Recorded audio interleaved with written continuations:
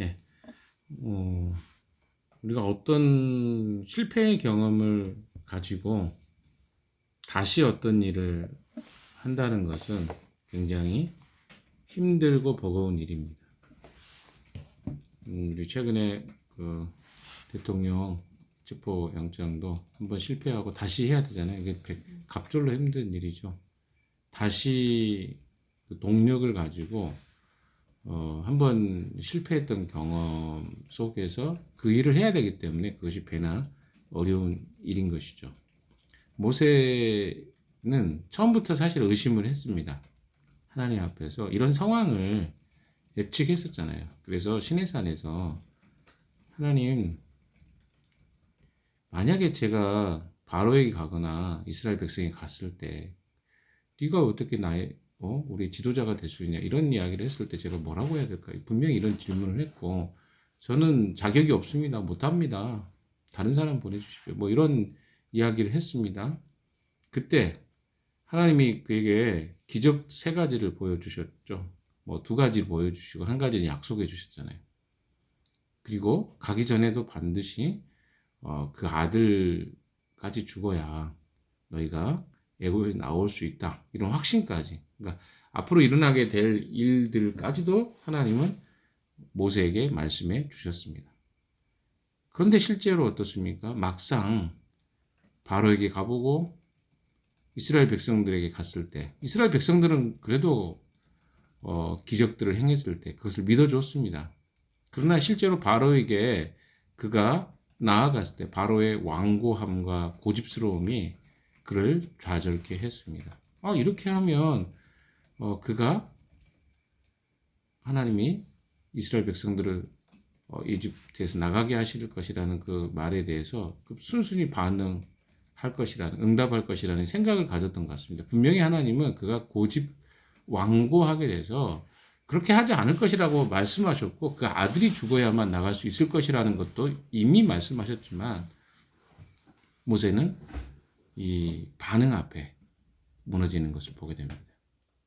첫 번째는 바로의 반응이었고 2번째는 이스라엘 백성들의 반응이었습니다. 왜 그렇습니까? 이미 그것은 알고 있었어요. 바로의 반응은. 그런데 이스라엘 백성들이 고통스러워하는 모습을 보게 됩니다. 자기 때문에. 그래서 이런 연민적인 혹은 상황적인 부분에서 모세의 마음이 흔들릴 수밖에 없는 것이죠. 그런 모세를 다시 주님께서 말씀하고 있는 이야기가 바로 6장 1절의 이야기입니다. 이런 이야기를 하셨죠. 이제 너는 내가 바로에게 하는 일을 보게 될 것이다. 틀림없이 그는 강한 손에 밀려서 그들을 내보내게 될 것이다. 강한 손에 밀려서야 그들을 이 땅에서 내쫓다시피 피할 것이다. 하나님은 일관되게 말씀하십니다. 완고하게 될 것이고 고집 피울 것이고 자기 아들이 죽어야만 너희가 출애굽하게 될 것이다. 이 이야기를 이미 하셨어요. 그런데 모세의 상황이 힘드니까 모세가 하나님 앞에 다시 어떻게 하나님 제가 이렇게 우리가 괴로움과 어려움을 겪고 있는데 왜 저를 보내셔가지고 이렇게 우리 백성을 더 괴롭히고 있습니까? 23절 이야기죠. 그런데도 주님께서는 주의 백성을 구할 생각을 전혀 하지 않고 계십니다. 모세가요, 신앙이 좋은 사람이 아니었어요. 이 당시만 해도. 이런 원망함을 하고 있다고요. 그리고 하나님 앞에서도 이런 이야기를 들으면서 어떤 마음이 들었을까요? 예, 네, 알아요. 하나님. 이러지 않았을까요? 저는 그런 생각이 듭니다. 왜 뒤에 보시면 모세가 용기가 그렇게 나지 않는 것을 보게 됩니다. 자, 쭉 한번 읽어봅시다. 하나님이 이런 모세의 반응 앞에 하신 이야기입니다. 모세 상황을 모르지 않았어요, 하나님. 근데 하나님이 어떤 약속을 주시냐면 이런 약속을 주십니다. 하나님이 어떤 분인가를 이야기해 주셔요. 우리는 이런 이야기를 들을 때 그냥 무심결에 쓱 지나가 버릴지 모르겠습니다. 나는 주다. 그러면 하나님이 나는 아브라함과 이삭과 야곱에게는 전능한 하나님으로 나타났어요. 하나님의 전능성을 이야기했죠. 100세에 아들을 낳게 된다는 것. 불가능한 일이었잖아요. 근데 어떻습니까? 그 불가능한 일을 가능케 하신 분이 하나님이셨어요. 그리고 그의 아들들 이삭과 야곱에게 그들이 죽을 수밖에 없는 그런 상황 속에서 그들에게 구원을 주시는 가뭄이나 기근이나 그래서 거기서 하나님의 능력이 나타나는 것들을 우리 보게 됩니다. 전능한 하나님이 나타났어요. 그러나 그들에게 나의 이름을 여호와로는 알리지 않았다. 그럼 이게 차이죠. 나는 주인데 어떤 야훼, 여호와라는 말이죠. 여호와는 어떤 그런 의미일까요?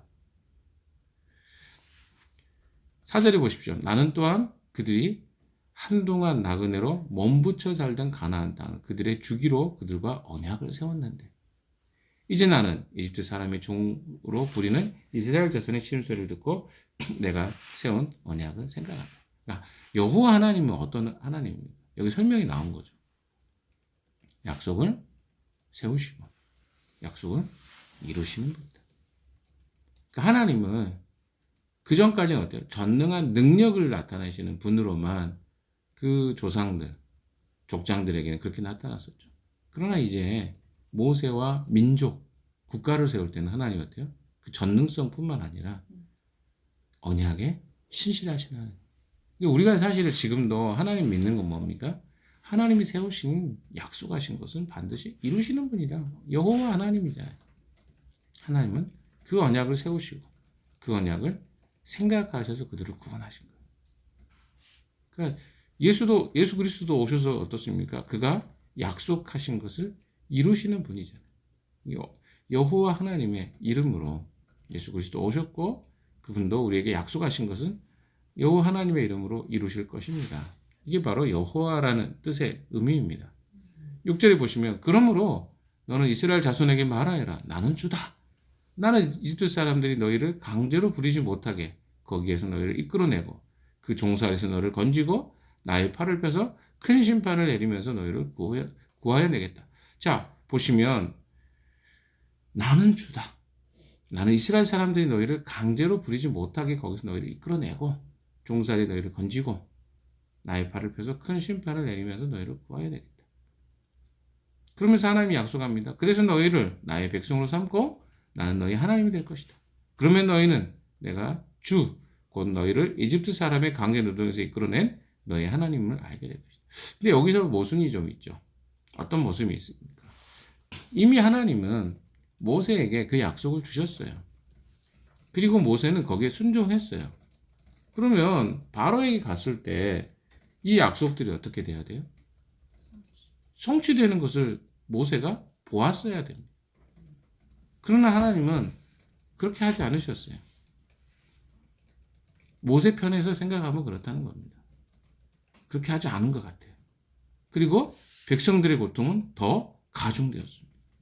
모세가 오기 전에 하나님이 그 백성을 구원해 주겠다는 이야기를 하기 전에 그 고통은 그렇게 크지 않았는데 하나님이 구원해 주시겠다고 약속하시고 나서 주어진 상황들은 과거의 상황보다 훨씬 더 열악한 상황이 돼버린 거예요. 그러니까 사람들은 무슨 생각을 합니까? 나 말대로 했는데 왜 이렇게 안 돼? 이렇게 말하지 않겠습니까? 그것이 모세 편에서는 합당한 이야기. 왜? 말대로 했거든요. 근데 어떤 결과도 일어나지 않아요. 우리도 이런 경험을 많이 하지 않습니까? 하나님, 내가 하나님 믿는다고 해가지고 뭐 제임스가 설교도 하시고 그래서 그대로 해봤는데 오히려 상황이 더 힘든데요. 부모님하고 관계는 더 어렵고 또 어떻습니까? 직장 생활은 더 힘들어지고 아니 내가 이렇게 기도하고 신앙생활 제대로 하면 이런 내가 원하는 결과가 나와야 되는 거 아니에요? 이게 우리가 주장하는 바예요. 모세도 그런 주장을 하고 있는 것입니다. 그러나 내용들을 좀 보십시오. 이스라엘 백성들은요 430년 동안 종살이를 했습니다. 그 안에 노예 근성이 엄청나게 들어있어요. 만약에 한 번에 그 사건과 일들이 해결되어졌다면 하나님은 어떻게 생각할까요? 하나님에 대한 이해가 그들은 뭐 쉽게 되네? 이런 것들이 이렇게 쉬웠어?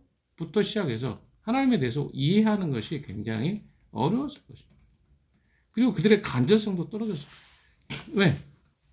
종으로 사는 것이 그렇게 불편하지 않았거든요. 심지어는 광야에 나가서도 그들은 예전에 노예로 살았을 때가 더 좋았다. 이런 이야기를 하는 거예요.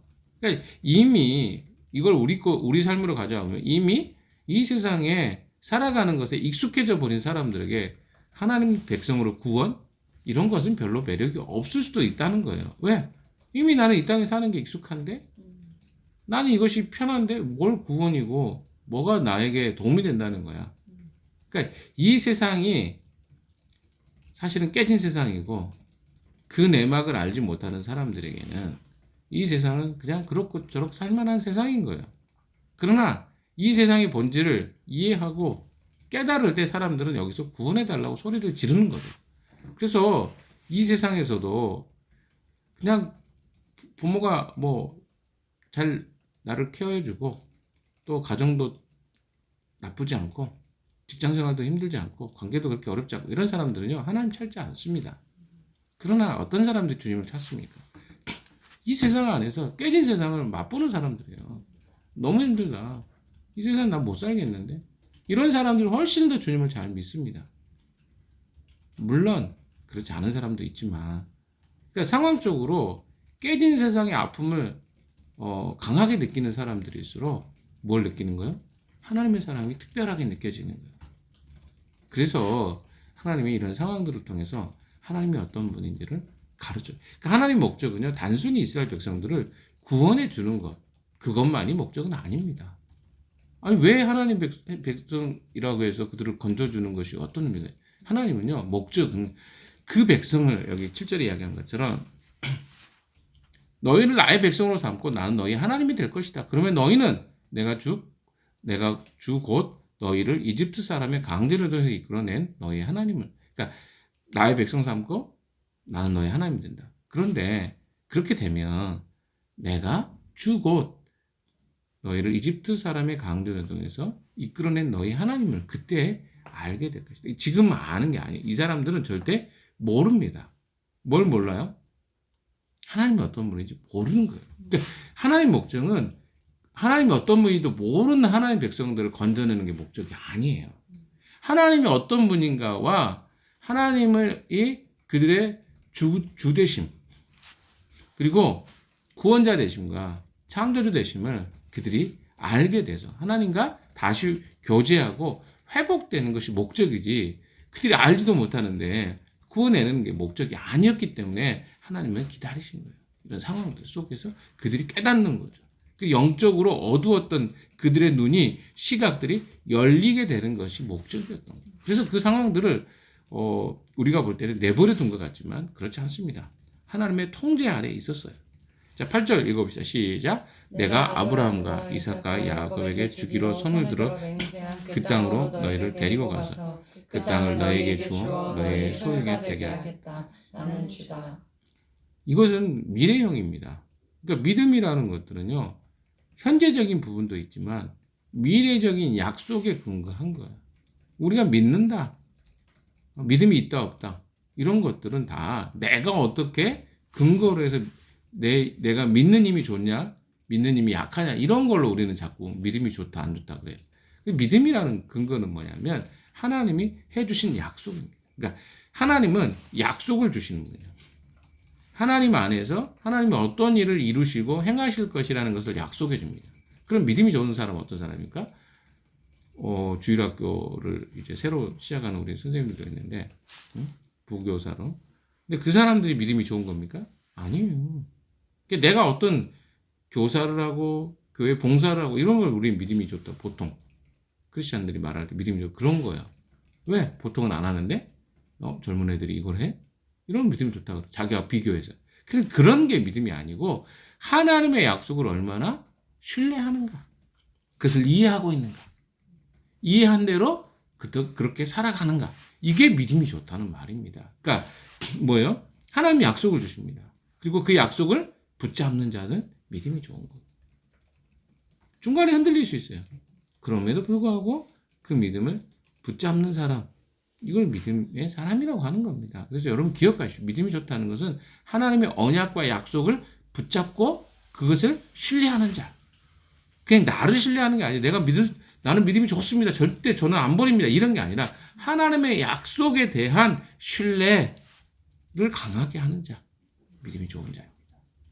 모세가 이스라엘 자손에게 이와 같이 전하였으나 그들은 무거운 노동에 지치고 기가 죽어서 모세의 말을 들으려고 하지 않아요. 그러니까 이런 믿음이 없는 거죠. 왜? 하나님의 약속보다는 현재 자기의 삶이 훨씬 더 중요한 사람들입니다. 노예 생활을 너무 오래 했다니까요. 그러다 보니까 이들은 무슨 생각을 하는 겁니까? 하나님? 지금 나는 지금 피곤해 죽겠어. 무슨 하나님이야. 응? 이런 거예요. 기가 죽었다 그랬죠. 노동에 지치고 기가 죽었어. 모세도 그렇지 않았겠어요? 내가 안 된다 그랬잖아요, 주님. 그래서 주님이 하라 그래서 갔는데 또 이러잖아요. 뭐 이런 원망이 우리에게는 너무 자동스럽게 나오는 현상입니다. 이 세상에 우리가 베이스를 두고 있기 때문에 그 결과와 현상에 우리는 집착하는 경향이 있어요. 그런데도 주님은 모세에게 이르십니다. 11절 같이 읽어봅시다. 시작. 너는 이집트의 왕 바로에게 가서 이스라엘 자손을 그의 나라에서 내보내라고 하여라. 아니 지금 모세가 무슨 말 할지 그 말 알겠죠. 모세가 그 말 해요. 이스라엘 자손도 저의 말을 듣지 않는데 아니 주님 내 백성도 처음에 와서 보니까 내가 그래도 내 말을 할 때 기적 행하고 하니까 들었잖아요. 근데 이번에는 두 번째는 노동과 이 바로가 그 괴롭히는 이 무거운 노동 때문에 지쳐가지고 지금 내 말도 안 듣는데 바로가 제 말을 듣는다고요? 이게 회의적인 모세의 반응이었다고. 그래서 그가 회피합니다. 어떤 말을 합니까? 저는 예비 두나요? 말을 자격을 또 시비 거는 거죠. 하나님 저는 그런 자격이 없어요. 저 말고 다른 사람 시키세요. 이 말이거든요. 참 그러니까 우리가 모세가 너무 믿음이 좋다는 것을 처음부터 전제하면 안 돼요. 왜? 모세나 우리나 사실은 비슷했어요. 근데 그 경험이 쌓이니까 하나님이 이루시는 전능성 그리고 하나님이 이루시는 언약의 하나님이 약속을 지키시는 거 보면서 믿음이 생기는 거거든요. 그러니까 믿음이 없는 게 당연합니다. 처음에는. 그러나 시간이 지나면서 하나님에 대해서 이해하고 알아갈수록 우리는 믿음이 생길 수밖에 없는 거예요. 자, 마지막 부분 같이 읽어봅시다. 13절 시작. 주님께서는 모세와 아론에게 이스라엘 자손을 이집트 땅에서 인도하여 내라고 명령하신대 이 사실을 이스라엘 자손에게도 알리고 이집트 왕 바로에게도 알리라고 모세와 아론에게 명하셨다. 야, 하나님도 고집 세시죠. 아니 그래 그건 네 사정이고 가서 이집트 왕에게 이야기도 하고 네 백성에게 또 이야기해. 왜? 하나님은 이 상황을 다 알고 계신 분이잖아요. 세상을 컨트롤하시는 분. 근데 사람은 이 속에서 헷갈리는 거예요. 왜? 우리가 보는 건 현재란 말이에요. 그래서 늘 미래에 일어날 일들을 어때요? 믿고 신뢰하는 게 어렵습니다. 뭐 지금 탄핵 정부에서도 대통령이 탄핵될 거란 것은 어느 정도 기정사실임에도 불구하고 그 잠깐의 시간을 견디기도 힘들잖아요. 똑같습니다. 하나님의 약속을 우리가 붙잡고 살아간다는 것이요. 그것이 확실함에도 불구하고 현재 내 삶에 어떤 일이 일어나고 있지 않다고 생각하다 보니까 그것을 믿고 붙잡고 살아가기가 어려운 거예요. 비슷하게 생각하시면 돼요. 분명히 시간이 지나면 그것이 해결될 일임에도 불구하고 이루실 일임에도 불구하고 우리는 여전히 이 세상 속에 살고 있기 때문에 자꾸 두려운 거예요. 그럴 때마다 우리는 뭐 해야 돼요? 주님께 맡기고 주님을 신뢰하고 의지하는 것을 해야 됩니다. 사랑하는 여러분, 우리에게는 이런 일들이 많습니다. 그게 나의 미래의 진로일 수도 있고 뭐 결혼을 안 한 사람들은 결혼의 문제일 수도 있고 또 나이가 든 사람들은 죽음의 문제일 수도 있고 여러 가지 문제가 우리에게는 다 있어요. 인생의 불확실성이죠. 그런데 중요한 건 뭡니까? 하나님이 우리에게 무엇을 약속해 주는가를 붙잡는 거예요.